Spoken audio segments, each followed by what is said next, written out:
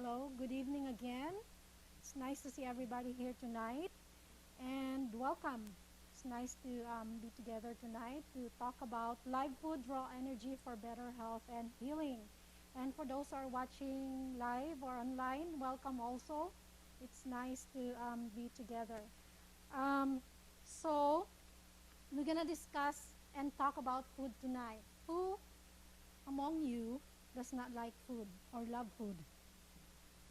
I don't think there's anybody, right? We all love food. We all do. That's why there's food anywhere, everywhere we go. In fact, I didn't think that we would see the time where food is just about every turn, every corner, anywhere we go now. In fact, even in the Philippines, years ago, when we first moved back there, 12, 15 years ago, it's not that bad. But now there's fast food anywhere, everywhere, every corner. And it's the same as here, as here in the United States now. So we all love food.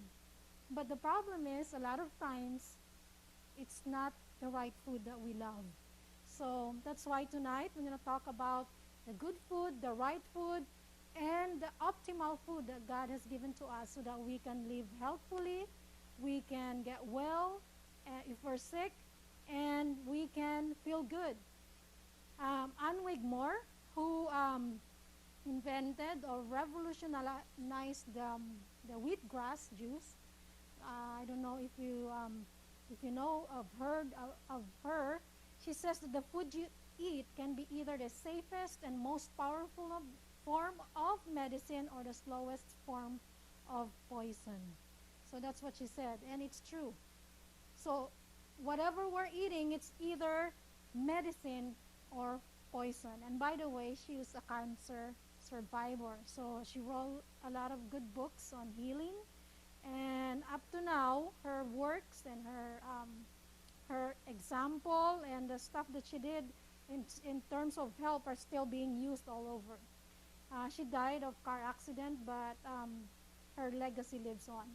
And Hippocrates, who's the father of medicine, said in 431 BC, long, long time ago, says, "Let food be thy medicine, and medicine be thy food."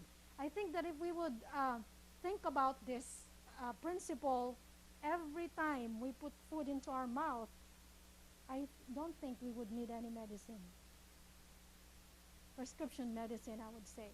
So, because the food that we eat would be as our medicine. So tonight we're going to talk about raw foods because we emphasize this a lot when we do our health seminars because we eat way too much cooked food in our society. And in fact, sadly, in the Philippines, we eat mostly cooked food actually. And actually, the old people, they are afraid to eat raw. So that's why when we do our seminars and we do a food demo, which is not actually a cooking demo, we would do a raw salad or something like that, they would be like aghast. And the older people especially said, "Oh, you cannot eat anything raw. That's dangerous. You're gonna hurt you're gonna have a stomach ache or something, you're gonna get sick." And it's actually pathetic because we can eat all the burgers and all the processed and all the sodas and drink beer and all that stuff, and we never thought that it would hurt our stomach. But then if we eat something raw, it's supposed to hurt your stomach and make you sick. So isn't that ironic and pathetic? That's how society has brainwashed us. Raw foods are very, very important. Why? It says benefits of following a raw food diet include improved skin appearance, excess weight loss, improved digestion, the reduction of many diseases such as heart disease, diabetes, and cancer, as well as many other health debilitating ailments. Raw foods typically do not have as many trans and saturated fats as compared to most cooked foods, especially fast food, junk food, and any other processed foods.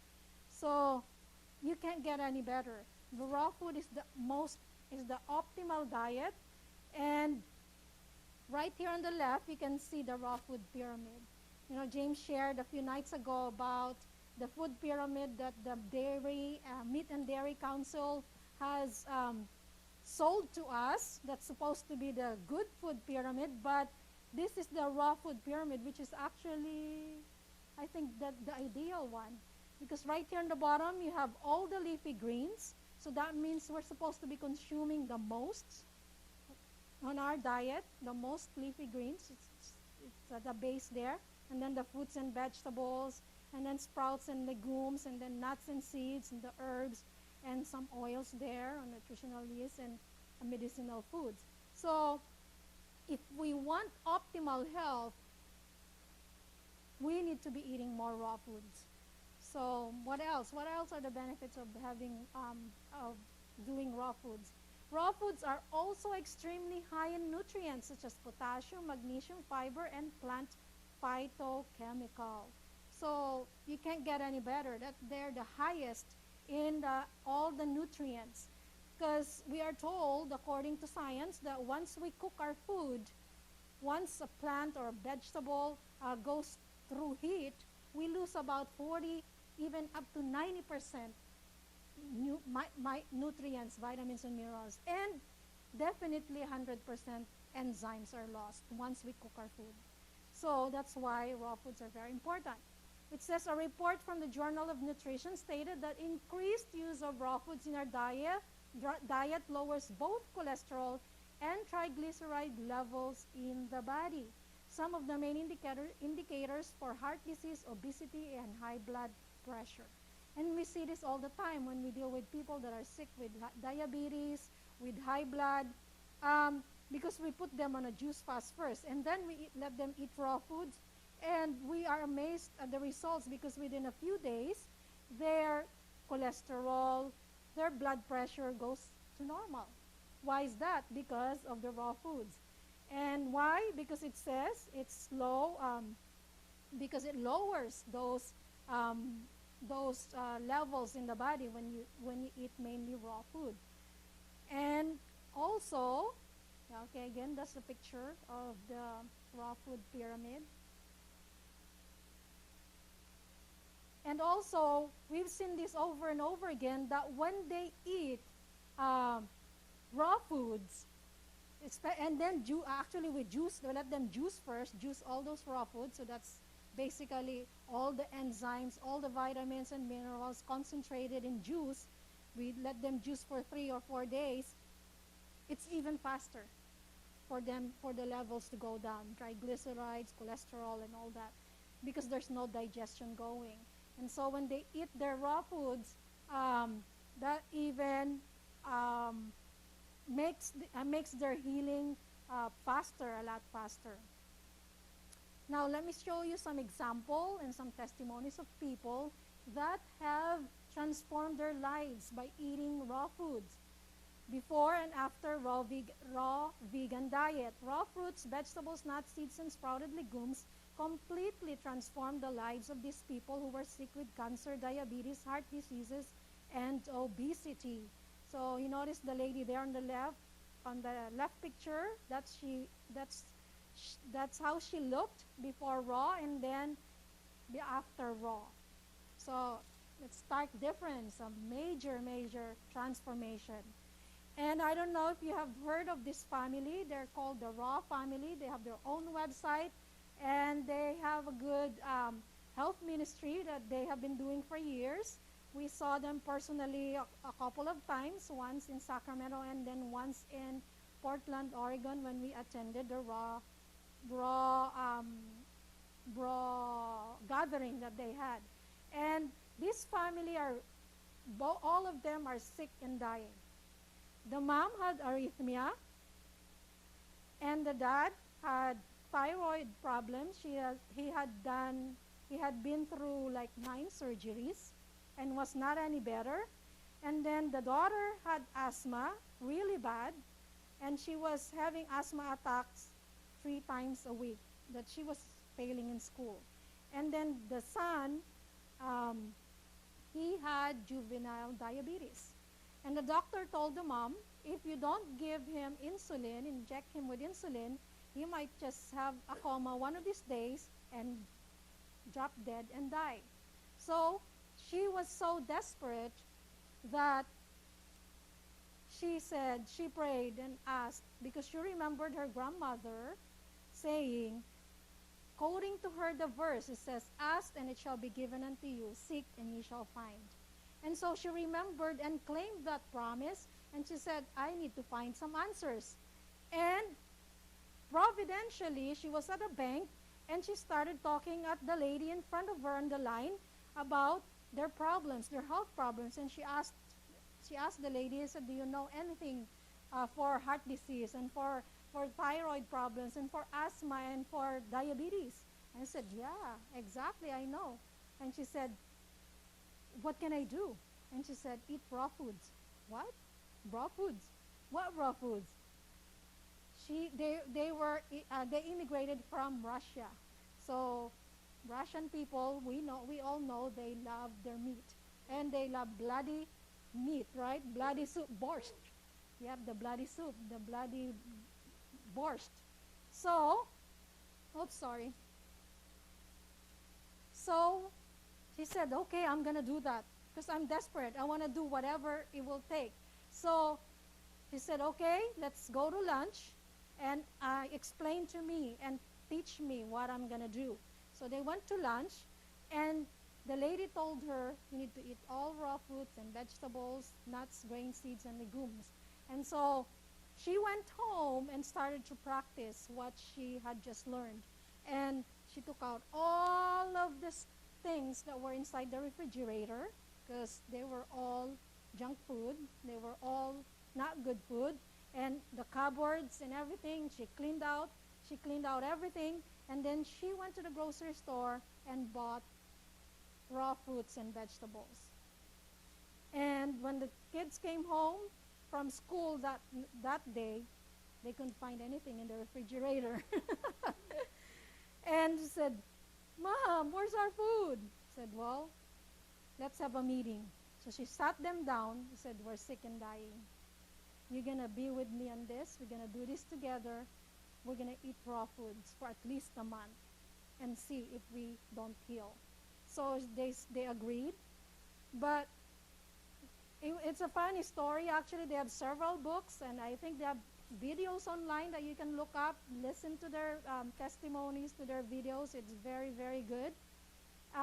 But the funny thing was, the children were so hungry, right? And they would go into the refrigerator, open the fridge, and then close it back up, because they're not used to eating those food. And the mom said it's funny. All night long, she heard the refrigerator open and then close, open and then close. But they were not eating the food because they're not used to the food. But the next day, they were all hungry. They had to eat. So they started eating a banana or an apple. So that's how they started. But you know what? The amazing thing was, in 1 month of eating that way, no more asthma attacks, no more arrhythmia, all the thyroid problems of the husband was all gone in just 1 month. It's in their book. They have a testimony, a book with their testimony in there. And so they actually could not believe that they were all well, so they decided to run a marathon. Imagine a kid that has asthma, and then a child that has diabetes, and a mom that has arrhythmia, running a marathon.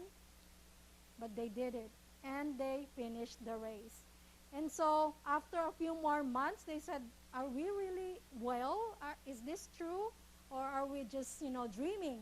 So they still could not believe that they're really well and they don't have all their health problems and their sicknesses anymore. So what they did was they hiked the Pacific Crest Trail from Mexico all the way to Canada in 6 months. They did that, and they were eating raw along the way, foraging in the forest, and then they would go to the health food store and stuff. So that's in their testimonies also. So they did prove that they were indeed well. So up to now, years later, that's how many years ago? 25, 30 years ago. They're still preaching and sharing about health and healing through raw foods. And they have a lot of books. Victoria Butenko came up with a lot of books. That's one of her books there, Green for Life. We're gonna discuss some of the things that she found later when we discuss about the green smoothie. And there's a lot more other books. You can search it up online. And then this guy here, Paul Neeson is his name, is another healing testimony. Um, he was diagnosed with Crohn's disease, which is the irritable bowel syndrome, which is considered incurable disease. They can't find any cure for that even up to now. And he was young at that time, that young there, and he was working at the New York Stock Exchange. And he was so bad, he said he was so bad, my gut problem was so bad that he was pooping 20 to 30 times a day, and with blood. And so sometimes he even has to jump on the railway and has to go right there because it's that bad. So you can see there it was 1996 when he was diagnosed. And that book there documents his healing. It actually has the picture of his colon before, when he has the irritable when he was diagnosed, and then after. And what did he do? He did raw foods for a year and a half. Raw foods, juicing, wheatgrass juice, and he got well also. And he also is traveling around the world sharing about the healing testimony of raw foods and juicing and all that. And he's not a Seventh-day Adventist. We met him once also, the raw food festival in Oregon. He's not a Seventh-day Adventist, but he does keep the Sabbath. I think he's a Judeo-Christian. So that's him. And I don't know if you know who is this guy. Anybody know? It's Baptist minister named George Malkmus. He also was diagnosed with colon cancer. And he, instead of going through the medical route, he prayed and he asked the Lord, and the Lord led him into the raw foods and juicing and all the things that we as Adventists know. In fact, he wrote a book, and it's still out and available today, and it's entitled Why Christians Get Sick. A very, very powerful book. You would think it was written by a Seventh-day Adventist, but he basically says in his book, we Christians are getting sick because we went away from God's original plan of the raw fruits, the vegetables, the nuts, the seeds, and the grains. And actually, his co-pastors were saying, you're crazy, you're going to die, you need to go to the doctor and have the chemo and the radiation and everything. And he said, no, I'm going to do this route. And he got well. And up to now, he is still well. And in fact, he established a lifestyle center called Hallelujah Acres Lifestyle Center, which is in Tennessee, I think, somewhere back east. I don't know exactly where the state is. But what do? Raw foods, juicing, and all the laws of health that we as Adventists know. Yes, including trust in divine power. And he's not a Seventh-day Adventist. He's a Baptist minister. And the thing is, he's also training health, what do they call? Health ministers, he calls them. Isn't that a slap on our faces? That's sad. Because a lot of these examples that we have personally met and we have seen over the years studying health and healing, they're mostly non-Adventists. And that's sad. We're supposed to be the head and not the tail. But the good news, brothers and sisters, we can redeem the time. We can take up the work that God has given us long, long time ago. There's still time so that we can ourselves get well, and then we can help heal the people out there. That's what God wants us to do. That's His main mission for us. Okay, so these are more examples and pictures of people that have changed their lifestyle and how it has transformed their lives. So you look at that in just 16 weeks, what a stark difference. And then this guy here,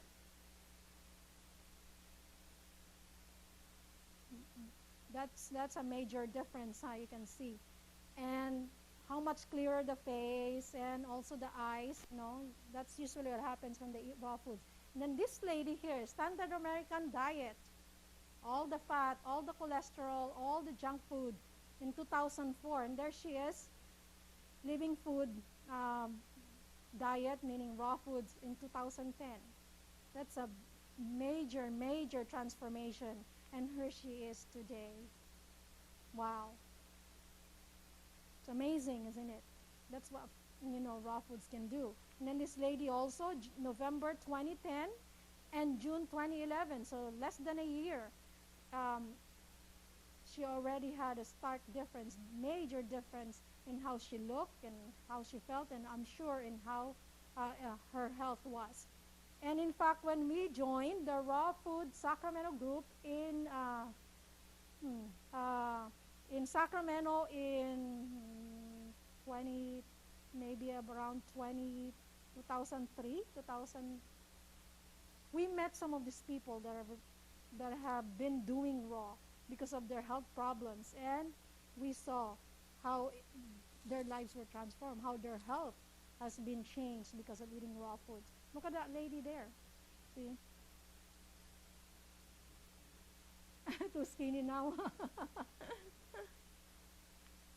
And then that lady, Karen, at 1999, age 27, and there she is in 2006 at age 33. She looked a lot younger when she was 33 years old than when she was at age 27. And then this lady, 256 pounds. See, we have met some of these people when we joined the Raw Sacramento group. We met a man there that was 450 pounds originally. When we met him, he was already 200 something. Yeah, eating raw foods. And he said, I'm not even exercising yet. I'm just doing the raw foods. And yet, it has already transformed his life. He had a lot of health problems, and it was all starting to go away. So that lady became 138 pounds. And then, this lady here, Gingy Taliferro, 24, and then there she is at 39 years of age. A lot younger looking at 39 than she was at 24. And then, this lady also, before plants and after plants. Well, that's why she calls it plantspiration. So doesn't that inspire us? God knew. God knew what he was doing when he gave us a plant-based diet. And especially in its raw and adulterated state. Before and after, this guy actually has a website also. And he shares about raw food and healing and all that. And this is remarkable. Mimi Kirk eats a raw, natural, plant-based diet, and she is, how old? 74 years young. Wow. She looks older than even most of us, huh? I mean, she looks younger than most of us. She doesn't look like 74 years. So, and there's a whole lot more testimonies online, actually, of people that have transformed their lives by eating a raw diet. And this is something that we can personally attest to and testify to because we have done it ourselves. Originally, we were going to do it actually for 5 years. Even as a vegan, on a vegan diet, I had some health issues. And I thought, why? Why do I have some health issues? I'm already eating vegan. So we would do raw foods for we would do a cleanse, like a 1 week or 10 days. And then after that, we would eat raw for like 2 weeks. But then we would go back to eating cooked food, and then we would start with only a little bit of cooked food, and then later on we would eat more and more cooked food because cooked food is actually addicting. You want more and more of it. So, and we would feel good when we're eating raw, and then when we go back to eating more and more cooked, then we start to drag and we don't feel good. So we would go back on raw again, eat for a week or 2 weeks and a month, and then go back to cook. We did this back and forth for 5 years. And then finally, I'm still not getting over my health problems, and we decided we were going to do an all raw diet for at least a month as an experiment. And providentially, God put us in one of the health seminars of Danny Vera before, when he was having all those yearly health crusades. We attended in one of those years, And the Lord put us to camp right next to this new age guy that has been eating raw for 28 years, some 28 years. And he looked so good. He was so energetic. And the Lord, the Lord told me, if he can do it, why can't you? So we said, okay, let's try, let's do it. So we did it. Actually, it took two more months after that before we finally got down and said, okay, we're going to do it. The thing is, when God works from within, He's the one who takes over. Because when I said, okay, Lord, you need to take control of our appetites and our mouths and our stomach.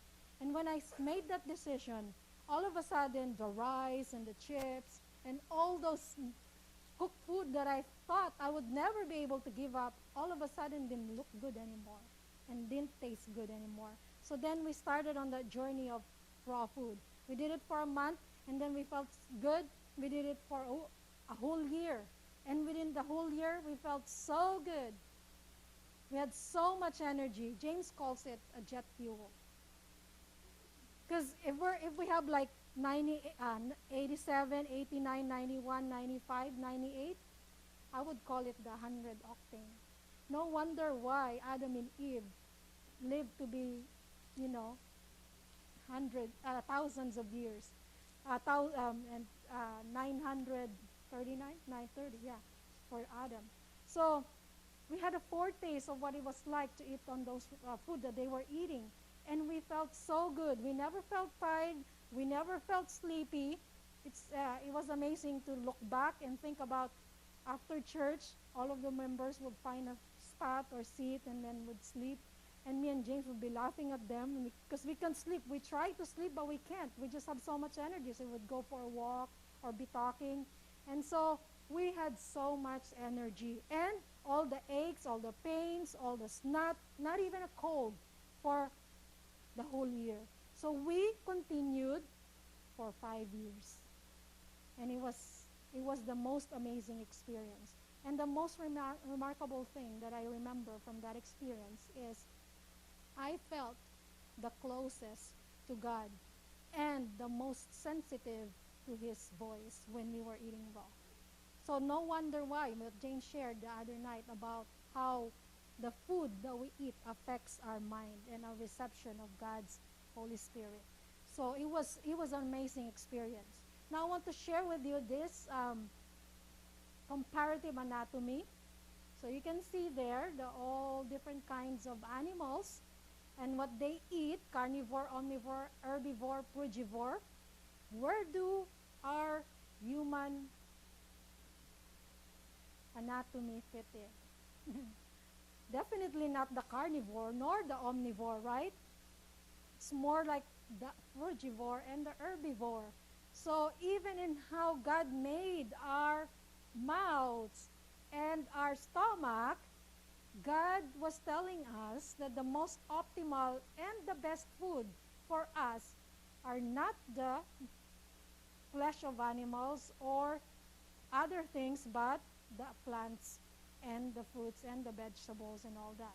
So they have a long, we have a long digestive tract compared to the ones that eat animals. They are very short one. That's why it will take us so long to digest if we eat animals. And what are the strongest animals out there?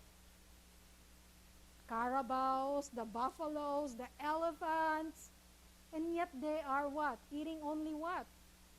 Grass. Imagine that, grass. Aren't they lacking from vitamins and minerals? Or lacking protein? Where are they getting their energy? They are the strongest animals out there. So, again, why do we have to learn from the animals? We should not be. We should be the wisest, right? Have you ever seen an animal, let's say a monkey, go and get his banana and put it in a stove and bake it? And yet that's what we're doing. That's no wonder why the monkeys are even outliving us as humans. Their lifespan is longer than us now. It's because of what we're eating. And the animals are smarter.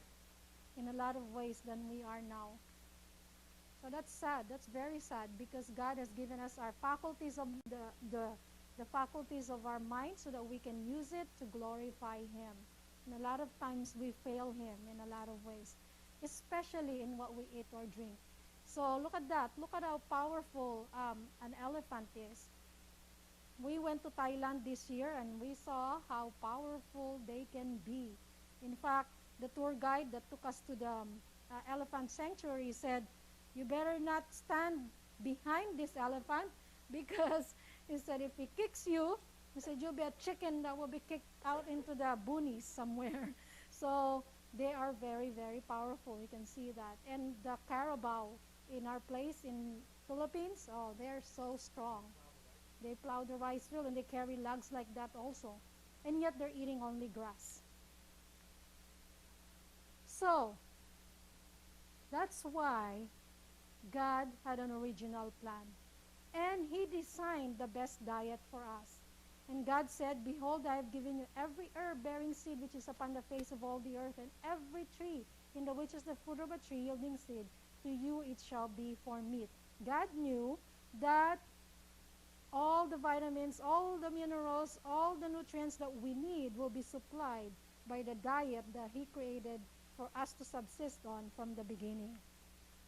And thou shalt eat the herb of the field, the potatoes and the rice and the grains and all that. So God knew that that was the optimal, the best diet for us. And so long as we stay or we keep to that original plan of God, we keep ourselves away from the sickness and suffering and death. But since we have been straying away from God's original plan, then, of course, sickness and suffering followed. Now, plant-based foods and fiber. See, raw foods are rich in fiber. Why? Why is fiber important? Dietary fiber promotes intestinal regularity and can reduce the risk of developing cardiovascular disease. So that's why fiber is very, very important. In fact, Victoria Butenko, the lady that I showed you a while ago, that shows about that their family ate raw foods for a year and a half and they got well. She says that she considers the fiber in raw fruits, vegetables, and all that like a broom.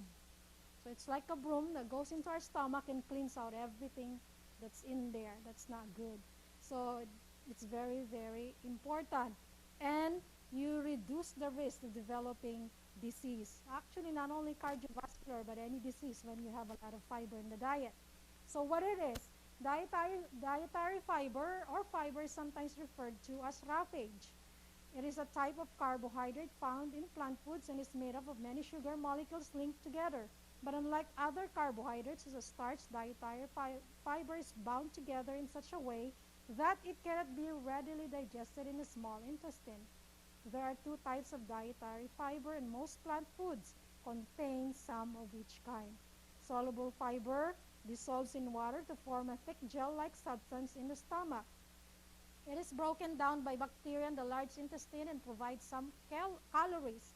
Insoluble fiber does not dissolve in water and passes through the gastrointestinal tract relatively intact and therefore is not a source of calories. So you have a soluble fiber, insoluble fiber. And the good news is the fruits and vegetables are found in the, you can find soluble fiber in there, like beans, peas, fruits, oats, nuts, and seeds, and vegetables. See, God knew what He was doing, right? And insoluble fiber is found in a variety of foods, including fruits, nuts, and seeds, vegetables, wheat bran, whole grain foods, such as brown rice and whole grain bread, cereals, and pasta. So, what does it do? It says soluble fiber can interfere with the absorption of dietary fat and cholesterol. Imagine that. This in turn can help lower low-density lipoprotein or LDL or bad cholesterol levels in the blood. Soluble fiber also slows digestion and the rate at which carbohydrates and other nutrients are absorbed into the bloodstream. That way your blood sugar will not go too high. This can help control the level of blood glucose, often referred to as blood sugar, by preventing rapid rises in blood glucose following a meal. So, and then insoluble fiber provides bulk for stool formation and speeds up the movement of food and waste through the digestive system, which can help prevent constipation. Both soluble fiber and insoluble fiber makes you feel full, which may help you eat less and stay satisfied longer. So both of those fiber are necessary for for our health, for our well-being.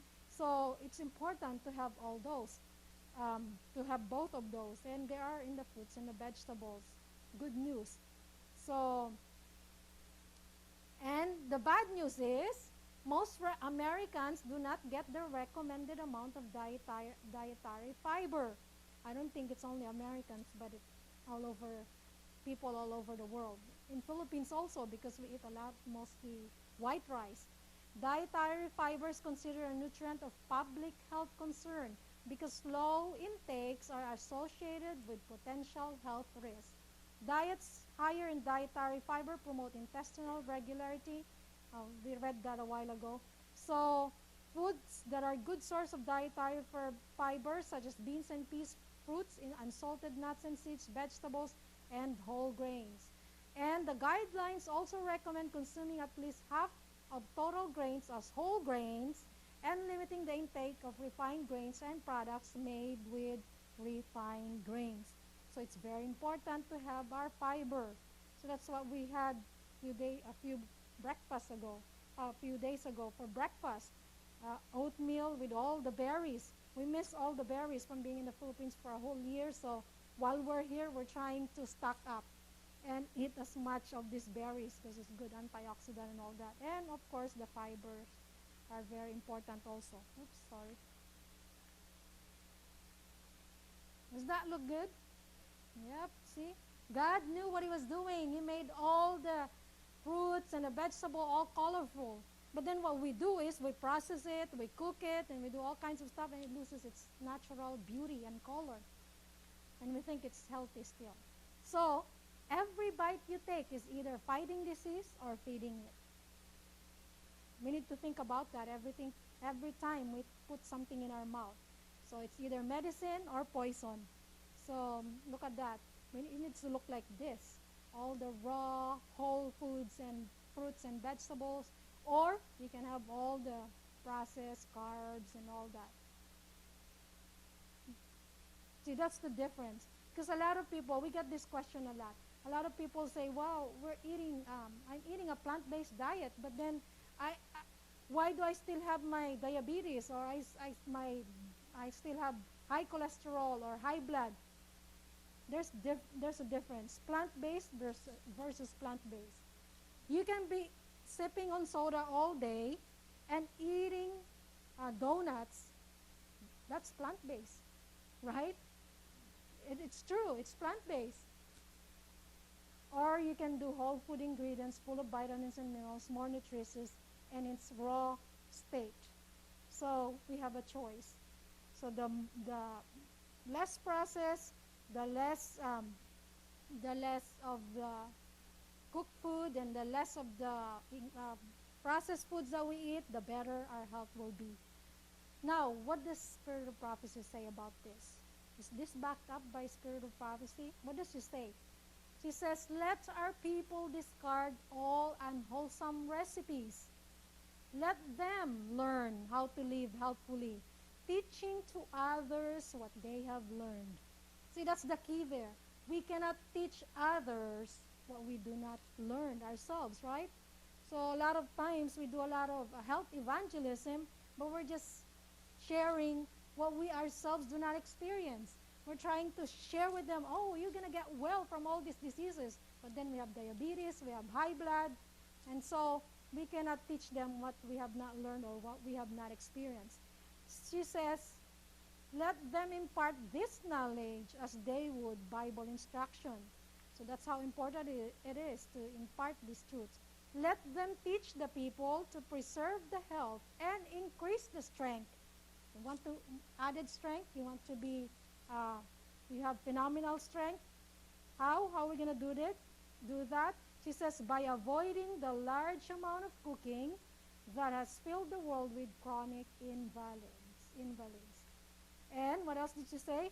By precept and example, make it plain that the food which God gave Adam in his sinless state is the best for man's use as he seeks to regain that sinless state. So that's a quote that I need not expound on because it's very clear. There's no oven, there's no toaster, there's no stove in the Garden of Eden, I don't think, right? No. So that's why when we do our seminars, we try to show people at least the benefits and the example of eating some raw food. We would prepare a salad, we would make a dressing, and let them taste it. Because a lot of people, that's our carnal nature. To see is to believe, to taste is to believe. So when people taste and see, then they would believe, oh, it's not bad after all. It's okay. In the Philippines, they're amazed that we can eat petchay or bok choy here in the United States raw. And said, wow, I didn't know you can eat that raw. And then they try and they taste it and they said, oh, it's not bad. It tastes good. So we need to taste and see that the food that God has given us in its original state, they are good and they are refreshing. So this is a raw pasta, so to speak. There's no grain pasta there, but instead of pasta, we have the gourd. It's called upo in the Philippines. We use zucchini, one more here in the United States, and some buko, coconut meat actually. So that's the noodles that we use there, and then we have the sauce, tomatoes, fresh tomatoes and all that, and then the kind of like Parmesan on top. That's shredded coconut with some basil and garlic and some herbs.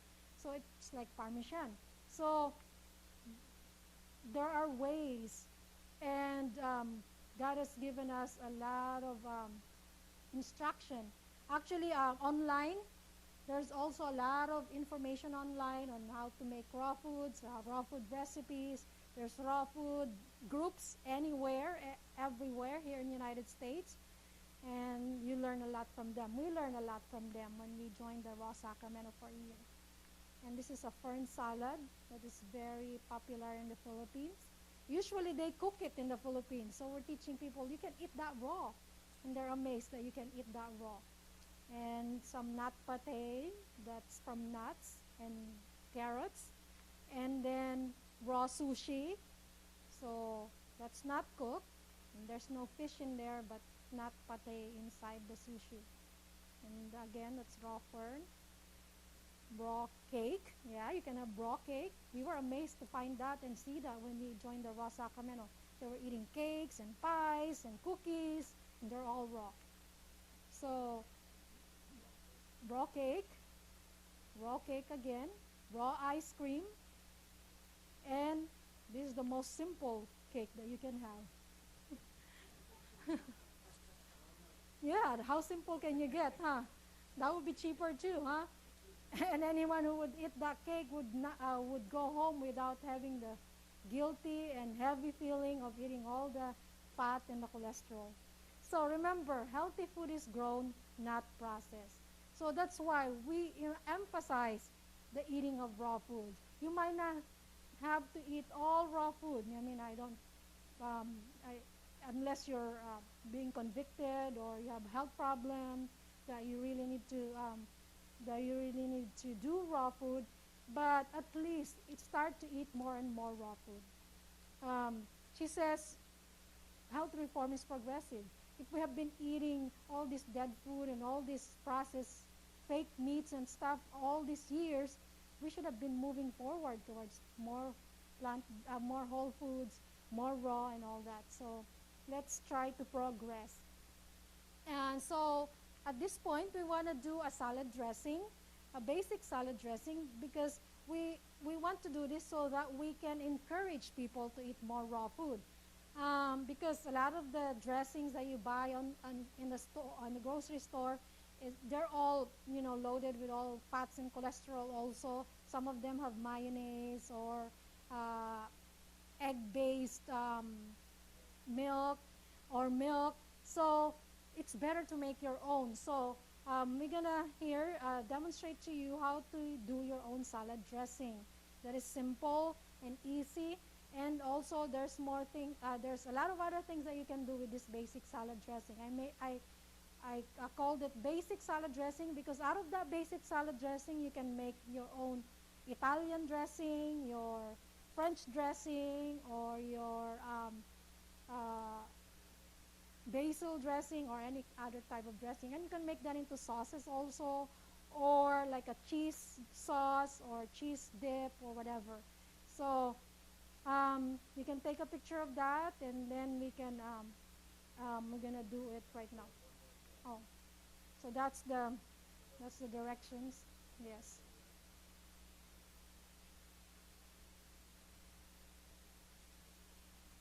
Okay. Okay. So we'll go back here so we can have the direction. And, I have prepared everything here already, and I'm just gonna put everything in the blender, and you just blend it, and that's basically it.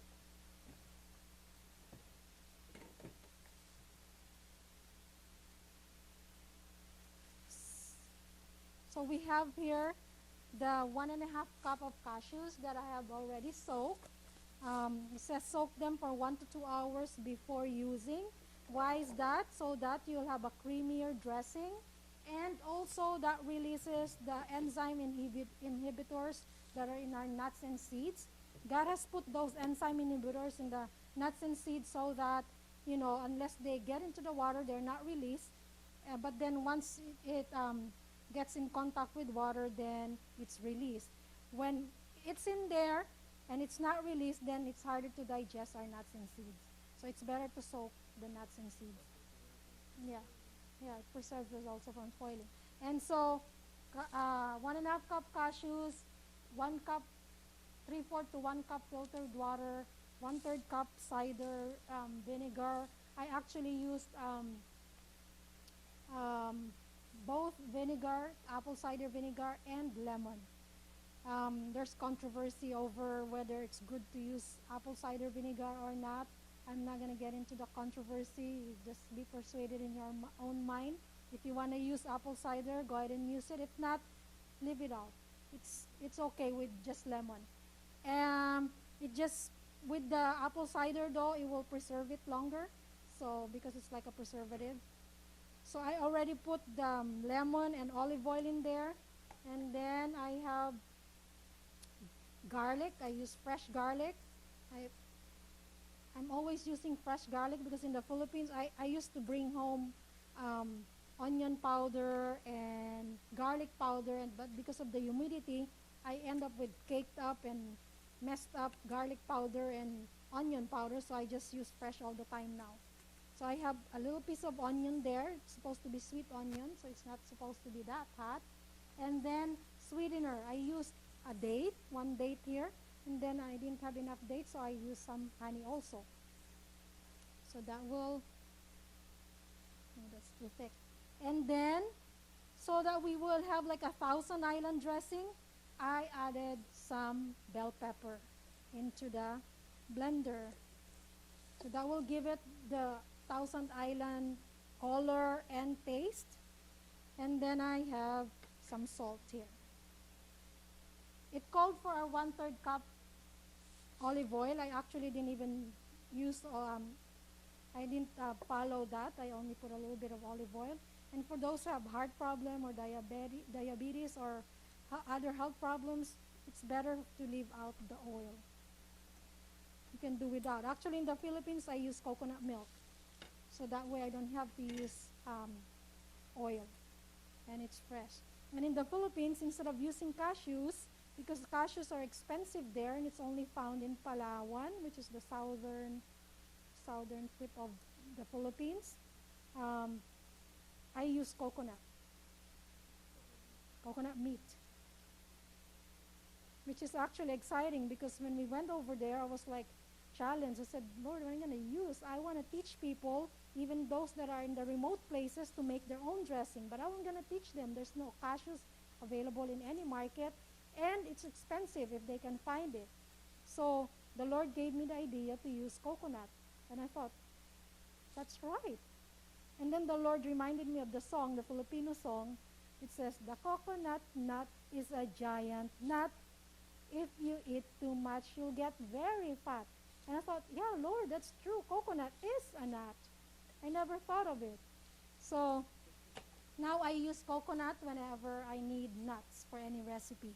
And it's available anywhere, everywhere in the Philippines, in the remote places. Sometimes they have it right in their backyard. So, and so that's it. And we just blend it, and I'll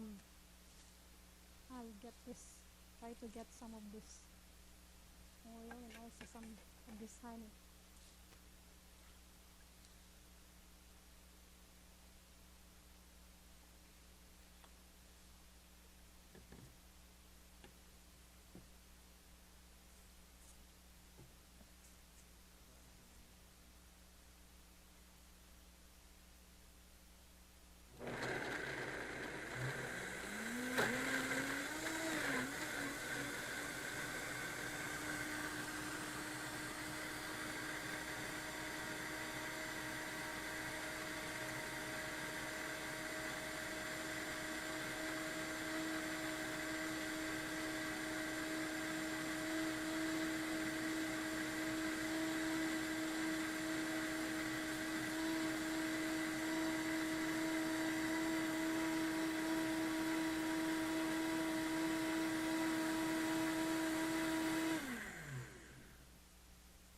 And here we go. You have like 1,000 island dressing already.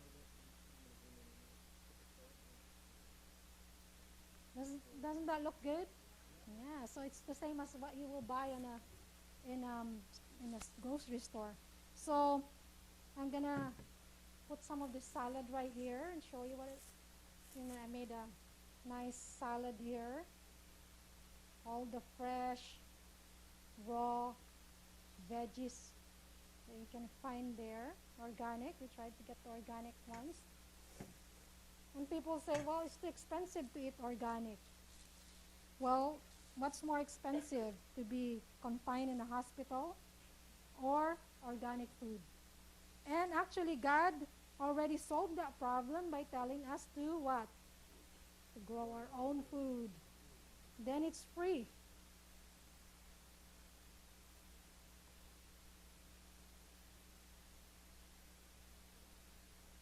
See? Now we have an appetizing salad. So we like to show people that so that it will encourage them to eat more raw food. And with that, that's why I called it basic. Like I said, add some fresh tomatoes or tomato paste and you have a French dressing. Add a tablespoon or two of Italian seasoning.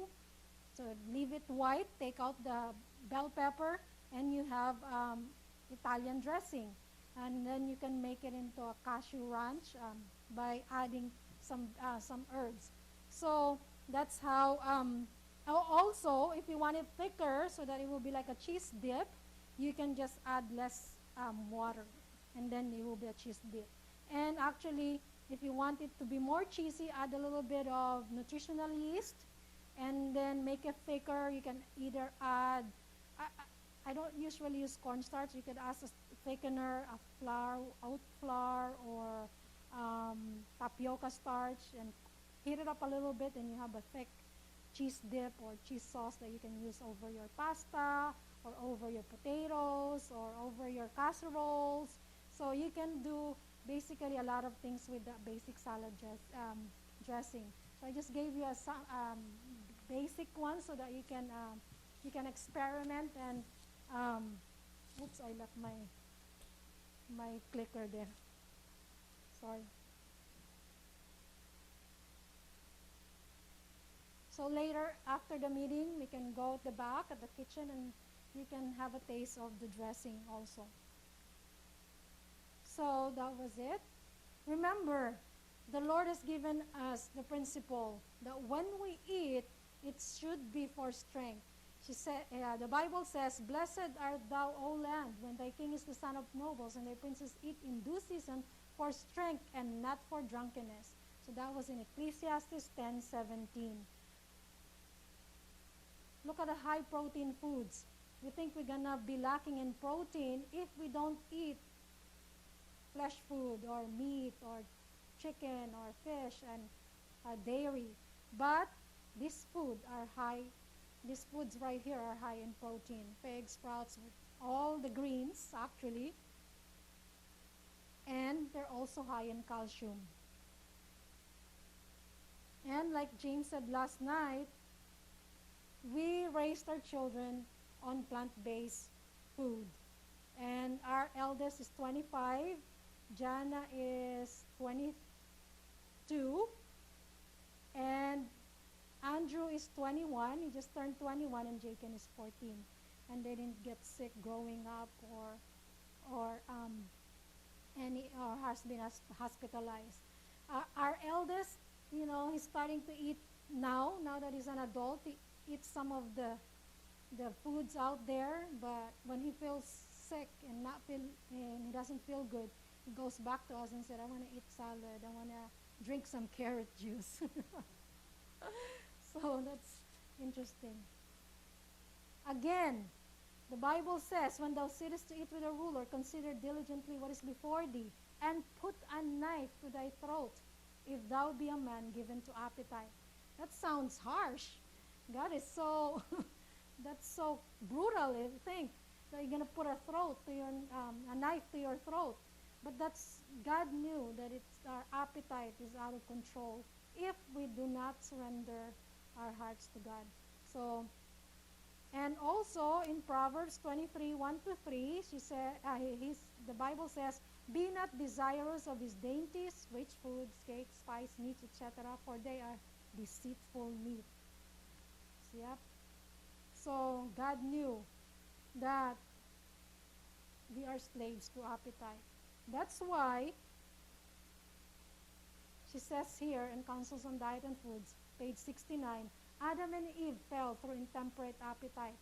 Christ came and withstood the fiercest temptation of Satan, and in behalf of the race overcame appetite, showing that man may overcome. As Adam fell through appetite and lost blissful Eden, the children of Adam may, through Christ, overcome appetite, and through temperance in all things, regain Eden. So, that's the only way we can regain Eden, is through temperance in all things. And that God knew that. That's why He did it. He overcame in our behalf. And through His victory, we can also have the victory, so that appetite will not have any control over us. And that's a promise. All we need to do is claim that promise. Now we're going to talk about green smoothie. So we all, not only do we show people about the importance of raw food, we also show people the benefits and the importance of having greens in our diet. Why? According to this principle in the Bible, for the life of the flesh is in the blood. So we know that people, actually if you're sick, the first place people will look at the doctor or is through the blood, right? You have to have a blood test, and then they'll know what's wrong with you. So in the same way, if you want to get healthy, what's the first place that you should look at or focus on? It's the blood.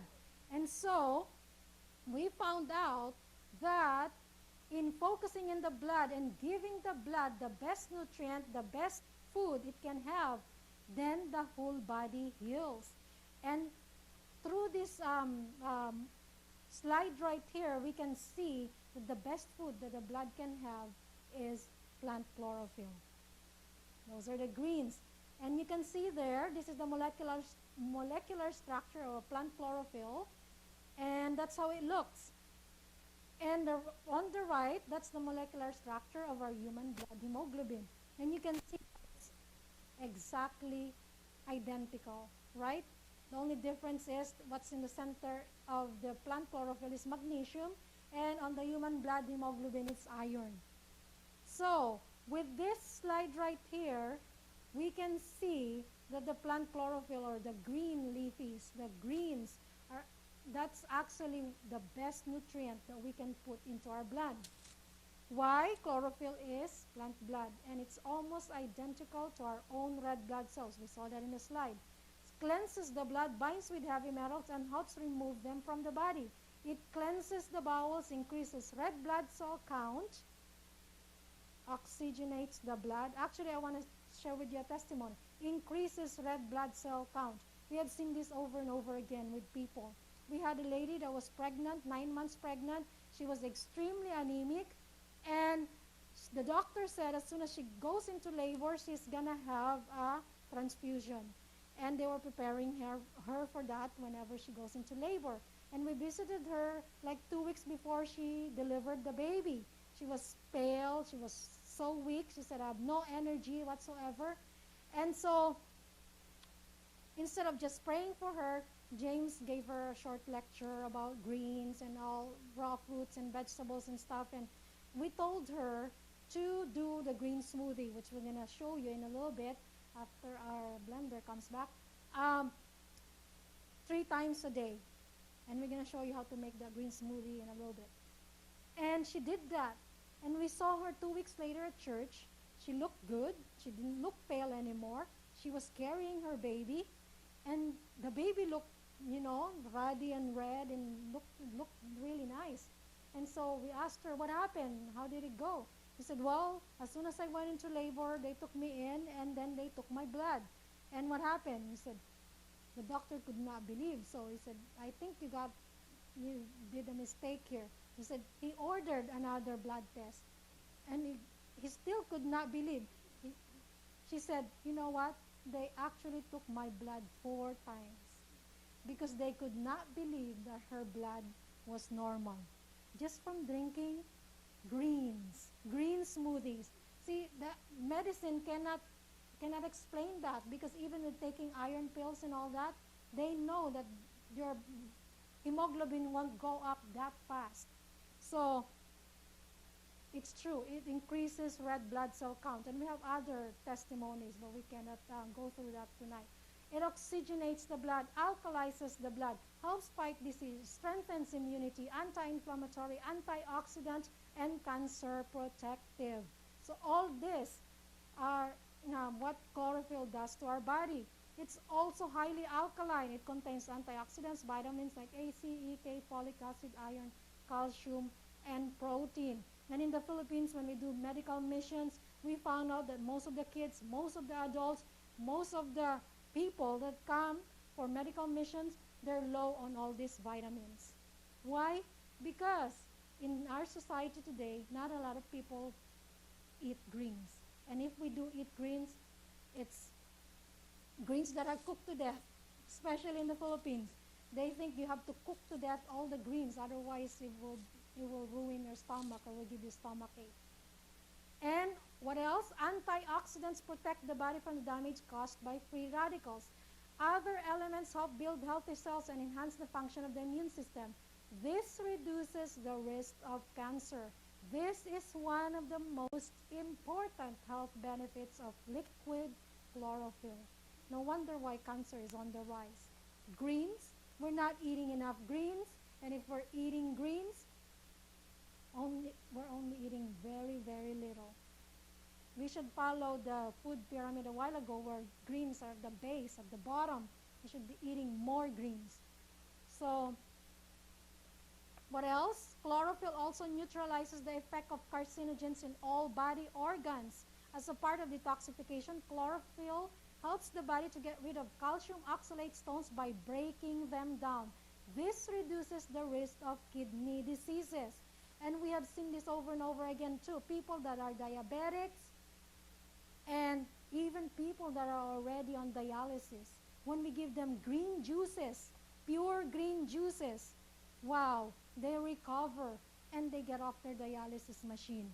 So that's how powerful greens are. So that's why we have lots of kidney diseases also, because we're not eating enough greens. So tonight, we're going to show you how to do and utilize the power of greens, the green leafies, in a green smoothie in a little bit, after these few slides.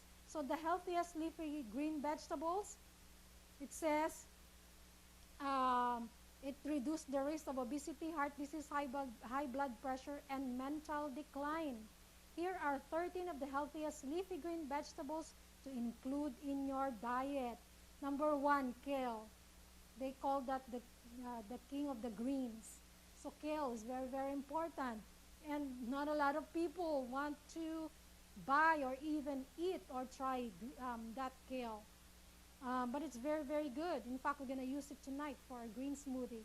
Um, it also contains antioxidants such as lutein and beta-carotene, which reduce the risk of diseases caused by oxidative stress. Um, Look at what it says here. It says at the bottom, to benefit most from all that kale has to offer, it's best consumed raw, since cooking can reduce its nutrient profile. Again, raw, in its raw state, original state. So it's better raw. Microgreens are very good, so we need to have some of that too in our diet. And I love it. It's good on our on top of salads or sandwiches. Um, they're packed with nutrients like vitamin C, E, and K.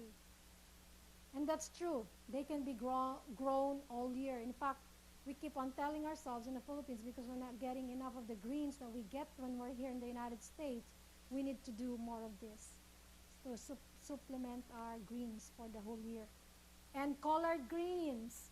See, I have this motto that I came up with whenever I share green smoothie. I say, the greener the better, the bitter the better. So the greener the leaves are, the better it is. We're afraid sometimes when we see greens, especially the young people, the kids. Once they see greens, they're afraid of it. They go, ew. But actually, that's where all the vitamins and minerals, um, the most vitamins and minerals are from. Vitamin K, the darker the greens, there's more vitamin K. What else? Spinach. That's the easiest and the most popular of the greens. But I do want to say this. With the greens, especially when you're doing a green smoothie, you need to rotate the greens. Just because you love spinach or kale doesn't mean you need to do that every single day. We have to rotate those different kinds of greens, because different greens have different vitamins and minerals. So if we're doing only one green day after day, month after month, then you can have a vitamin or deficiency, or also an imbalance also. So it's good to rotate those different kinds of greens. And what else? Arugula. I like that in a salad. It gives it a nice spice, but it's good with the other greens. It says it's help reduce blood pressure and improve blood flow.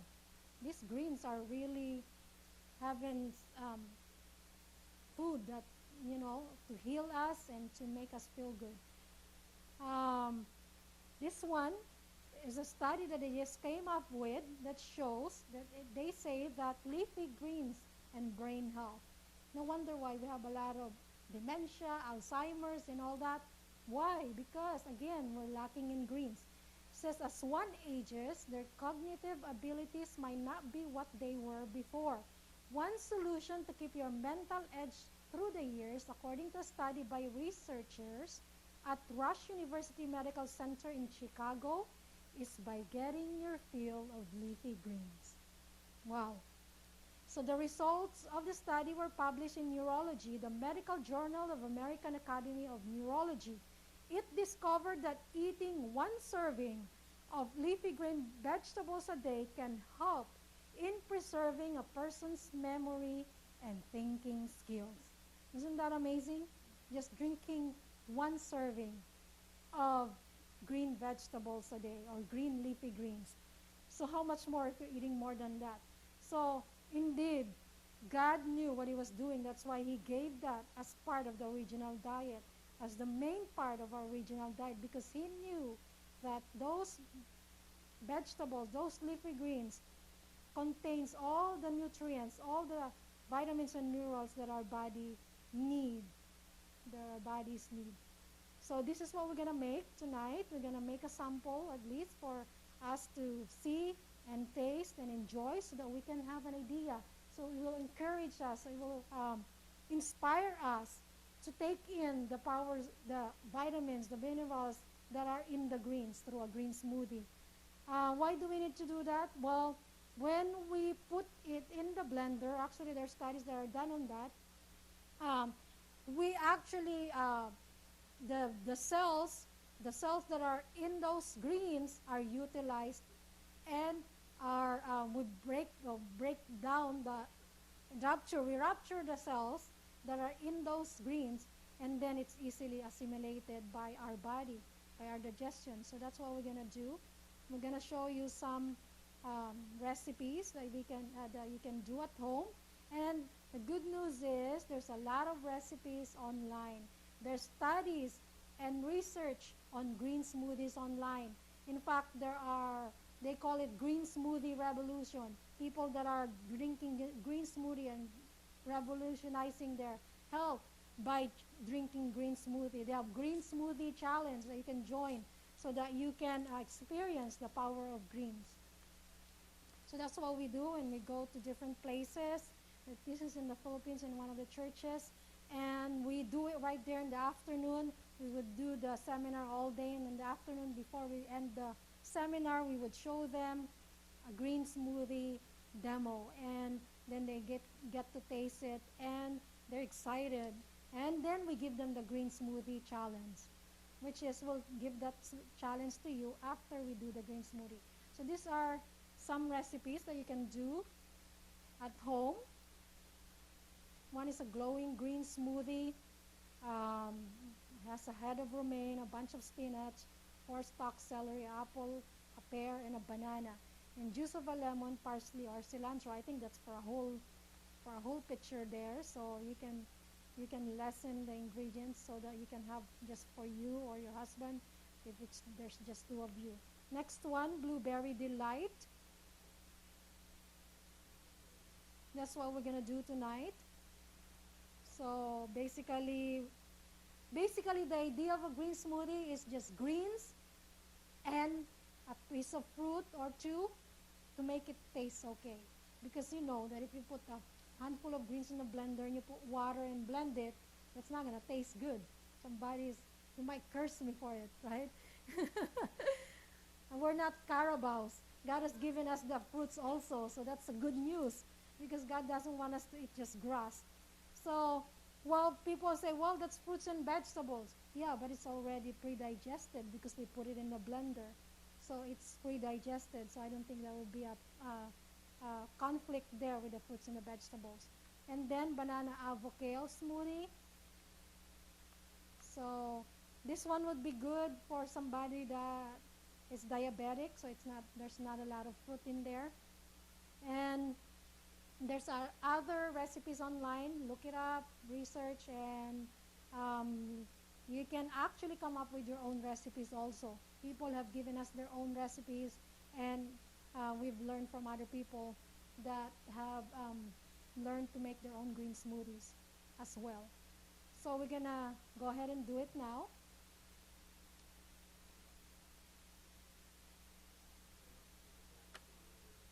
Oh, okay. Hope so. That's it. So basically, it's just water, bananas, handful of greens. We're gonna use kale right here. Handful of blueberries, frozen or fresh. And then that's it. You just blend it, and you have a green smoothie. See, people are asked. One of the questions we get when we do a green smoothie demo is, why blend? Why not juice? We don't want to go into the technicalities of what's better, whether to juice or blend, but I basically say do both. We do green smoothie and then we juice also. When we're tired of doing green smoothie, then we juice. Or if we're doing a fast or a cleanse or a detox, then we do juices. So yeah, tomorrow we're going to be talking about juice fasting. So we're going to deal more with the juices. So these are bananas that are really ripe that we purchased at the Oriental store. It's actually good to purchase those because sometimes they mark down the price for the really ripe bananas, and they're best when they're really ripe because the sweetness is perfect. Unlike most of the ones that they sell at the grocery stores now are not ripe. Yeah, I know they always sell it unripe. It's okay. So I'm gonna put all these blueberries in there. Oops, sorry. These are all frozen, but you can have them fresh also, especially in the summer. Especially for those who are diabetic and they have heart problems, it's better to have it fresh because it's better to have their green smoothie at room temperature because they already have problems with digestion, people that have health problems. So if it's at room temperature, it's better for them. So this is the most important part of the green smoothie. We're not actually after the fruits, we're after these greens.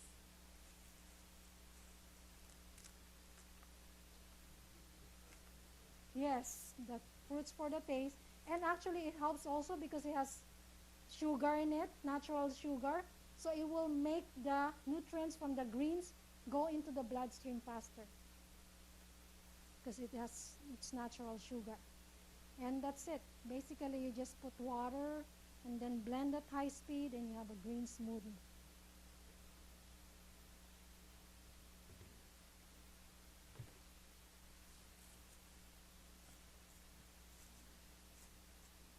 Yeah.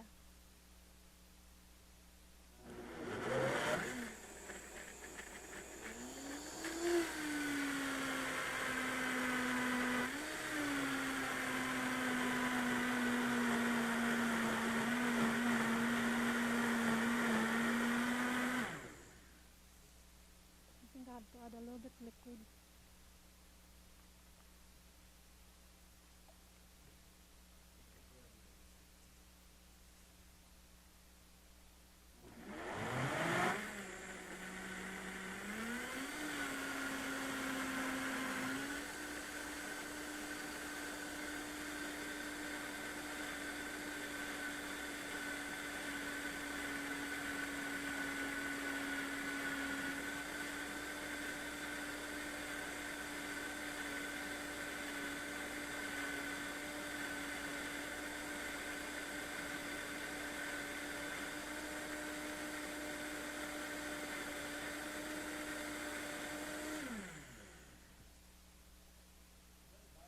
Yes. It's better to use a Vitamix because it's high speed and it really makes a nice creamy green smoothie and dressings and stuff. And people will say, yeah, but Vitamix are expensive. But you know what? We want to get the best cars for ourselves, right? Or the best phones. But then when it comes to our health, we don't want to spend, the best. Spend for the best. We want to be cheap. So that's why we have cheap health also. So um, it doesn't look very green because of the blueberries. When you mix green and blueberries, it kind of comes out kind of like darkish chocolate color, I guess. But when you do like the strawberry, we're gonna do a strawberry and the greens, it will come out green. Now I'm gonna add super greens, which is what we make this. We made we actually started to offer this to people that come to us for help. And again, the optimal one is this one right here. The original would be the fresh, the raw, but then sometimes you can't always get to the. I mean, you can always get a raw salad or raw greens. So this is the second best. This is basically all um, greens that are dehydrated at low temperature. So the vitamins and minerals are still intact, but it's not as good as the fresh one. But like when we're traveling or for added nutrients, we use it, especially for those who are sick. And what's in it?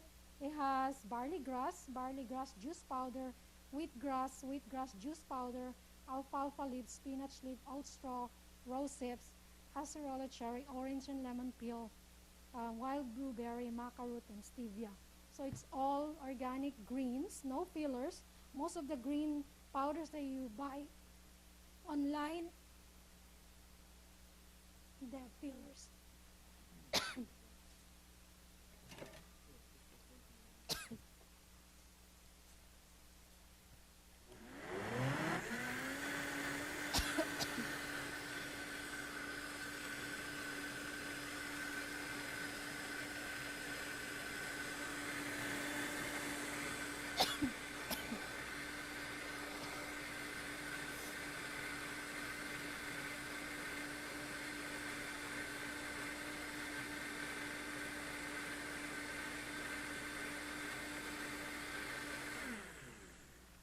Okay,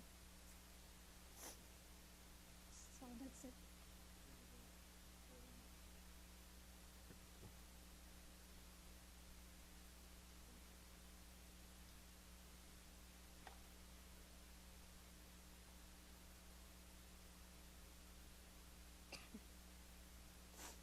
So right here, in a glass of green smoothie, you have the power of greens and all the vitamins, minerals, enzymes. It's good. You can even taste the greens. So I hope that you'll start making your own greens and use some of these powerful greens in your green smoothie, and you will see the difference. In fact, we challenge people um, after we do the demo. We tell them, do the green smoothie challenge. After you leave this place, I want to challenge you to drink green smoothie once or twice a day for the next week. And then you tell us and report to us how you feel. That's a simple challenge. I think anyone could take the challenge. And I'm sure, we're absolutely sure that it will change the way you feel, it will change your health, and it will also revolutionize your health. There are people, we have so many testimonies, we won't have time to do it, to share with you all the testimonies, but so many people have changed their health, changed their lifestyle just by just by adding green smoothie into their daily program. And people that are having a hard time with changing their diet, this will help. Green smoothie will help. Just adding green smoothie once or twice a day into your daily program, it will alkalinize your blood, it will alkalinize your taste bud so that you will start craving more and more whole fruits and vegetables and less of the junk food. In fact, Victoria Butenko did her own experiment, and it's written in that book that I showed a while ago, Green Revolution. Yeah, Green Smoothie Revolution, where she did her own research. She had 20 or so people drink green smoothie every day. She provided the green smoothie, she funded her own research, and she gave them green smoothie every day for a month. And the results were astounding, and it's documented in the book. So you can read that, you can have your own research on your own bodies and on your own health, how green smoothie can change your life. There was a testimony on that. Should I shout it? So, again, I hope that you would start eating more and more raw food and at least drink a green smoothie every day. And I hope that this will change the way you feel and the way you look and even the way your health is. So, good night, thank you, and I hope at the back we can taste the green smoothie and the salad and the dressing. There's some question, yes. The green smoothie revolution. Any other question? Yes. Yeah, his question was, what was the name of the book that I mentioned? I said it's Green Smoothie Revolution by Victoria Butenko.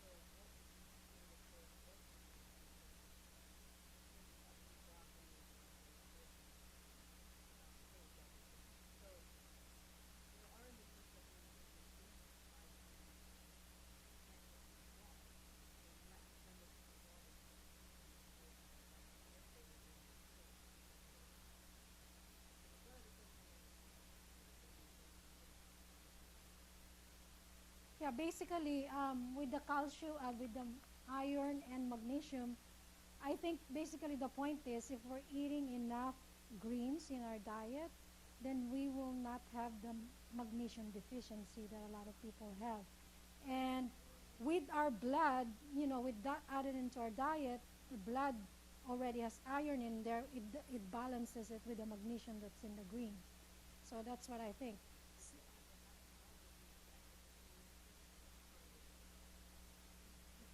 They're showing the chlorophyll, the Difference. structure of the chlorophyll Chlorophyll. itself Chlorophyll itself. compared to the red blood cells. It's not exactly the same, but it is, it's similar. No, the comparison is between the red blood cells and the chlorophyll molecule. The structure is the same, but at the center, one is iron, the other one is magnesium. But you do get iron and magnesium in green as Mm-hmm. well. You actually But get both. the point is showing us that when you drink green smoothies or you drink green juices, um, yeah. The point is when you drink green smoothies or you drink green juices, you're actually getting a blood transfusion. As my wife shared earlier, there was a lady who was 9 months pregnant. She was extremely anemic, and they were going to transfuse blood when she went into labor to deliver the child. So because she drank green smoothie, I told her to drink it 3 times a day, all the way up until the time that she would have a child.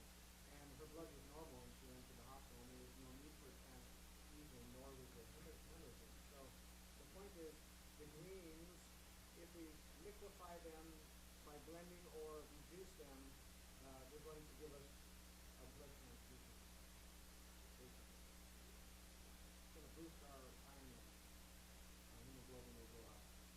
That was the point of the Yeah, story. the slides. No, no, no, No, no, no. but the structure is the same. It's just that one is at the center of one is iron, at the center of the other is Yeah. magnesium. But there's magnesium and iron Uh-huh. in green. Right. But the point is we're lacking greens, and that's why we're deficient in so many things, especially when it comes to cognitive health, as found in a study that was recently done, just recently, as a matter of fact. Magnesium also. A lot of people are low on Yeah, magnesium. lack of iron, lack of magnesium, and that's why we have a lot of dementia and Alzheimer's and all these neurological diseases, degenerative diseases. So that's a good question. Thank you. Also, with regards to her question about some vegetables that need to be cooked, definitely there are some vegetables that need to be cooked, like potatoes. And in fact, there's a leafy greens in the Philippines. We call it kangkong. I don't know what is it called here in the Philippines. I here in the United States, but definitely has to be cooked. You can't eat it raw. In fact, in the question and answer, they would say, "Oh, how about kangkong? Can we put it in our green smoothie?" No, you can't put it in your green smoothie. It's greens, but then you can put it in your green smoothie raw. Why? There's some kind of a poison in there that if it's not cooked, it will make you sick. So also the same with the leafy greens from the yucca. It has to be cooked also. Yucca root has to be cooked. You can't eat that raw. Yeah, because It it has has strychnine, yeah, laetrile. laetrile, some poison in there that's actually kills cancer. But when it's raw, it can make you sick. So yes, some vegetables has to be cooked, but the point is, eat more raw foods. And the testimonies are overwhelming that there are people that subsist on only raw foods and they are thriving. So again, in the Garden of Eden, we are eating only, it was only mainly nothing else but raw foods.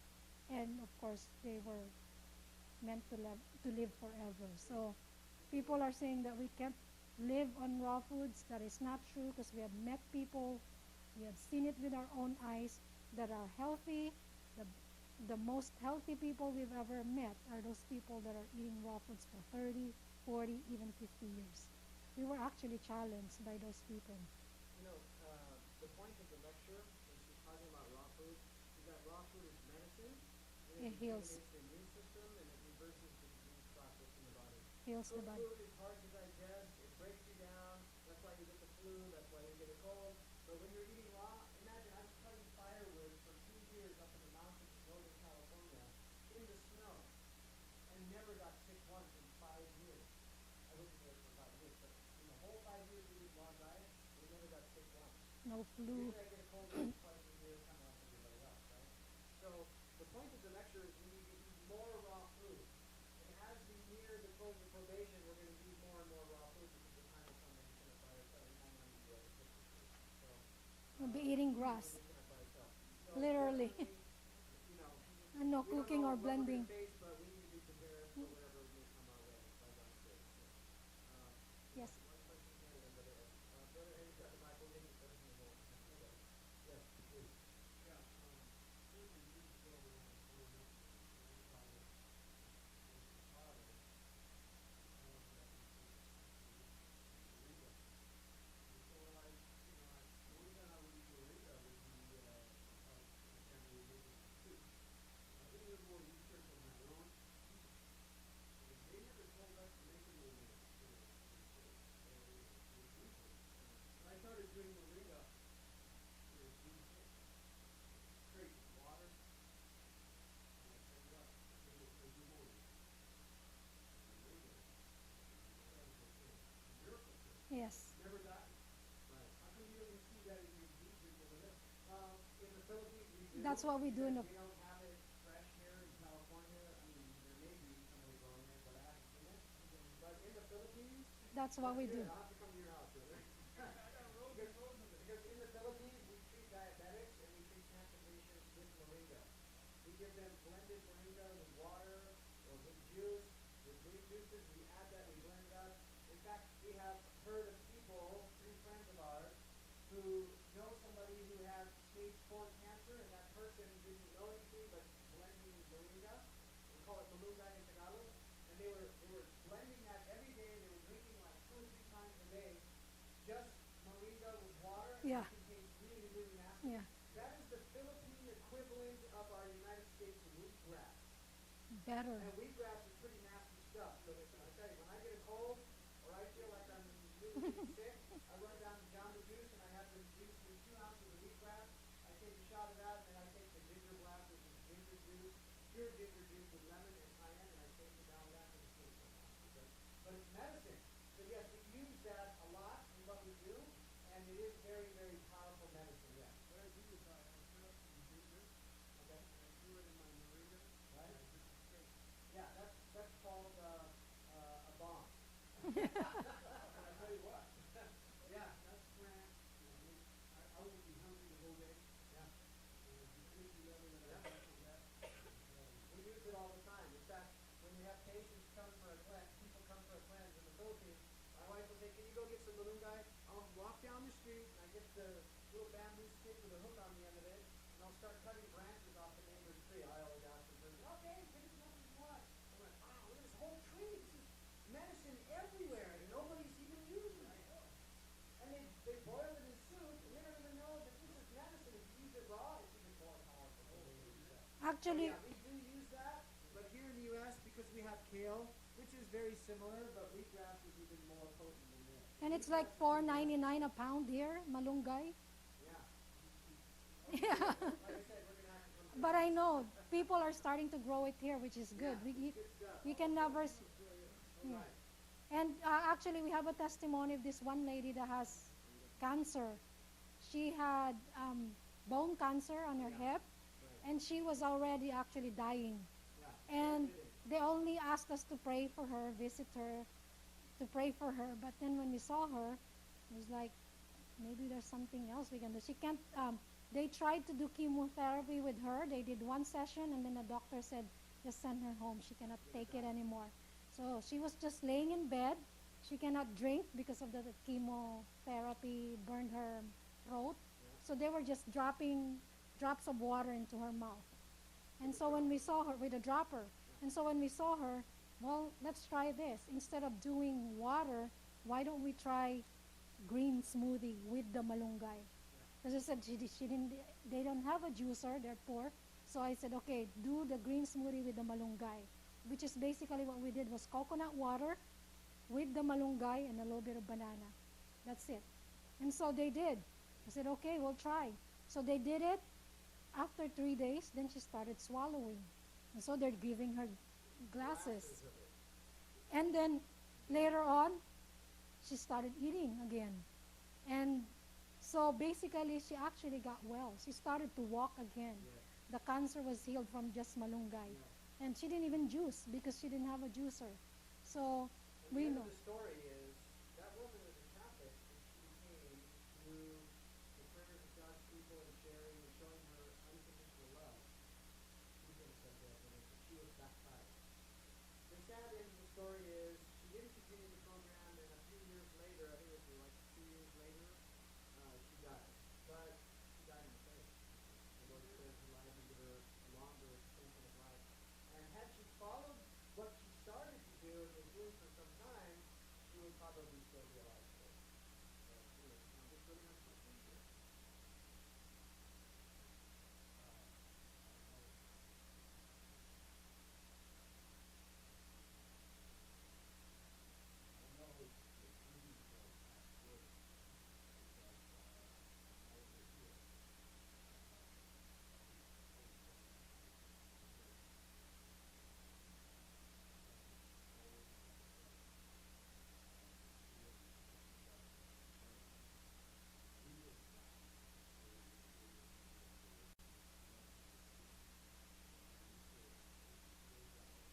Hmm.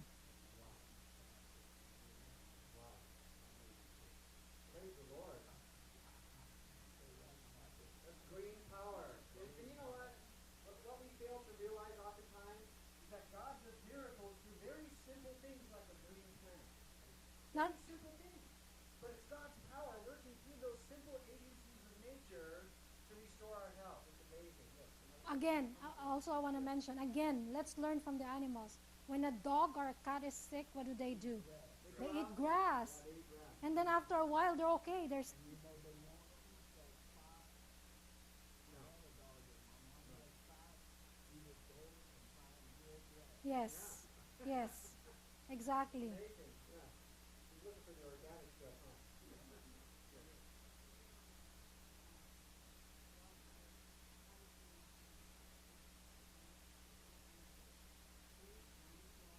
Um, well, Yes, yeah. What they do is sprout. they sprout them and then they dehydrate them with Excalibur dehydrator or a different brand. And we would mix them with some other stuff, and then we would dehydrate them. We would make cookies and crackers, and we Pizza made our crust. pie crust and pizza crust with that. And then we would put the raw veggies with sauces and like what we just blended up with the dressing. We put things like that on there, and it was amazing. And so, yeah, we did the raw food thing as an experiment for a year, and we felt so good that we only slept 5 to 6 hours Yeah, a night, exactly. and we had so much energy. In fact, when we first started, we were drinking green juices every day. Pure. Pure green, well, we're talking 16, 20 ounces of green juice pure every day. And when we did the raw thing, we couldn't sleep at night. We were up at 3 o'clock in the morning praying, Lord, we don't understand what's going on. We can't even sleep anymore. And the Lord said, you don't need the juices Juices. anymore because it's overload. Oh, okay, so we just did the raw, and we were like 5 to 6 hours sleep. Now I have to sleep 8 hours because we eat vegan, we eat cooked food. But we eat more raw food than cooked food. That's our practice. And we learn from experience.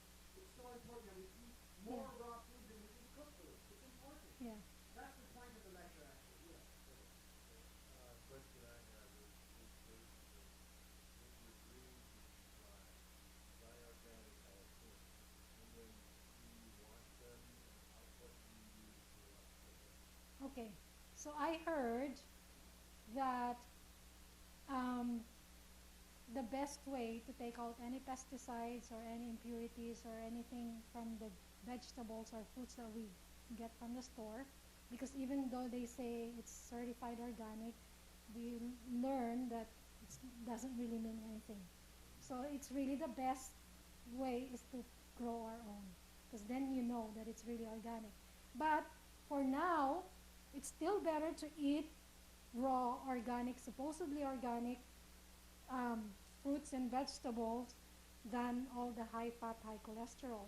So what we do is we soak them, which is what I did with this. We soak them in number one baking soda. That's the best. I heard that's the best that will take out all the pesticides. But you have to soak it for at least an hour. That's what they say, an hour to take out all of the vitamins and minerals. I mean the pesticides. No, So not you don't take use out. the vitamins. And Yes. I also sometimes would use, like when I drink lemon, I save the peels, and there's always juice left in it. I put it in there, soak it with that also. Or the calamansi in the Philippines. So, and then charcoal, just charcoal. Just not use the briquette, the one that they use for thing. Oh I yeah, think they don't use use the chemicals in briquette it. for barbecue. Yeah. So Yeah. charcoal. Okay, there was another question from one of the viewers on Facebook as we're live streaming, and the question was, what do you recommend to start off with eating raw food? Well, one of the best ways, and of course, we don't encourage people to eat a 100% raw diet unless you know exactly what you're doing. The base of your diet must be leafy green vegetables if you're going to do a raw diet.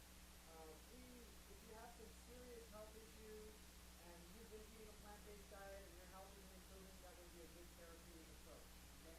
But we encourage people to start off with a cleanse program, meaning a juice fast. Okay, we're talking 3, 5, 7 day juice fast.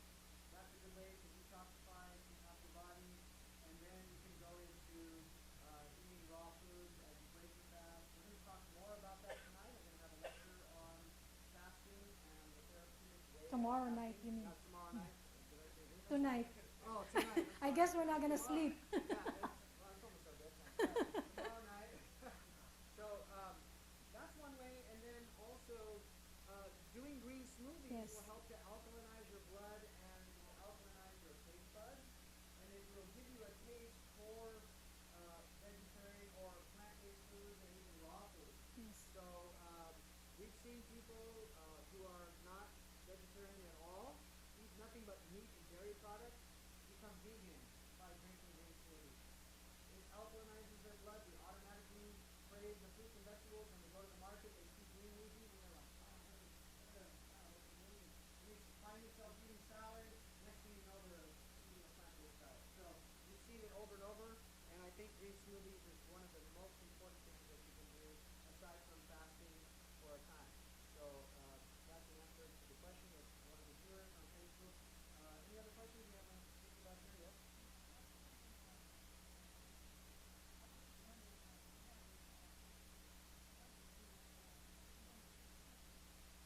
Faith dividend, having a blood thinner, right?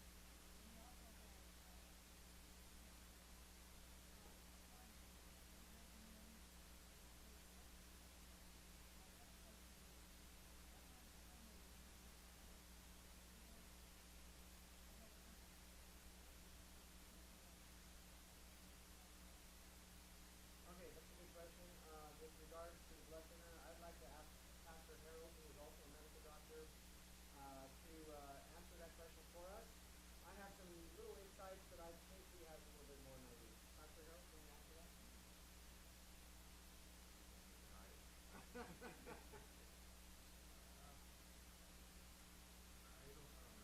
Okay. All right, that's a little tough question. When it comes to questions like that, I encourage people, number one, clean out your body by doing a fast, okay? And you need to do it properly. We're going to talk about that tomorrow night. Tomorrow. And then you want to consult your doctor and kind of work with your doctor on that. And with regards to drinking charcoal every day, I don't think it's a great idea because I think that if you drink that every single day, especially if you're drinking enough of it, it will A small Oh, amount is small amount? it's okay. Yeah, I think Act- it's okay. It's just that I don't personally do it, but I met a man. yeah, yes, I was I gonna met an I older was gonna man, share. an older man who's how old is he? He's actually, when we were doing a cleanse at the CLC, Central Luzon Conference with the pastors, he's the father of one of the pastor, and he's 83 years old, Yeah, and he's been drinking charcoal every day since, I think it was like 40 or 50 years. Or yeah, something like I that. was like, wow. And you know what? The thing that was amazing was he's had two wives because the first wife died. He has 11 children from the first wife, and the second wife is 50 something years old. 50 something years old, and another 11 children from that second He has wife. 22 children. So I guess charcoal does. Yeah, that's what he was taking. Not a large I amount. think he's the only person I've Yeah. Wow, this guy's real buff. He goes, oh yeah, I He eat said, raw every and he day, said, you know what's my secret? I drink charcoal every single day. Yeah. So anyway, yeah. Well, maybe that'll be another discussion. Okay, so Oh, there's another yeah, one. one more question, and then we'll have to wrap it. Yeah. Okay.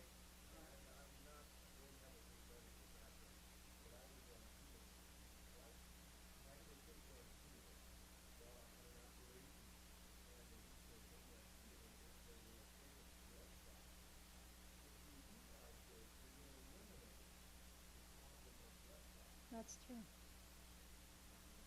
Yes. Yes. And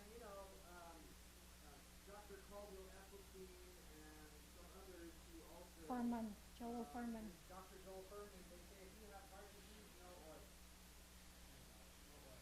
In fact, Dr. Joel Furman says not even avocado, which is a natural fat, okay? And no nuts. Because those people, their bodies can't handle that, and they do better when they don't eat those kind of foods. So not only the high fat, high cholesterol foods, the animal products gotta be definitely eliminated, but even the good fats, he said we need to eliminate those too because your body is having a hard time. So and I thought that was quite interesting that he says I noticed the difference in the patient. And he's doing it in the clinic. He's been doing it for many, many years. So really good advice. Okay, so Pastor Harold, can you close us this evening and maybe a closing comment or two and So if anybody wants to do purchase the super greens, do approach us after. yeah. It will help us with our expenses or whatever, some, but it will also help you.